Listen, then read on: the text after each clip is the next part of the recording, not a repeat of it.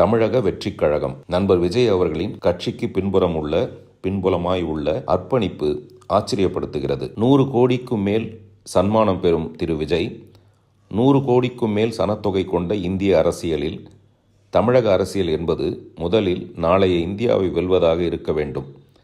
தன் வருமானத்தை தியாகம் செய்துவிட்டு மக்கள் பணிபுரிய முழுநேர அரசியல்வாதியாக முன்வருவது பாராட்டுக்குரியது. SS போட்டியிலிருந்து விலகி சிஎம் போட்டிக்குள் நுழையும் ஆக்ஷன் அதிரடியாகவும் உள்ளது. பார்ட் டைம் பார்ட்டிசிபேஷனாக இல்லாமல் ஃபுல்ஃபில்லிங்காக, அதுவும் வில்லிங்காக வருவது மிகவும் பாராட்டுக்குரியது.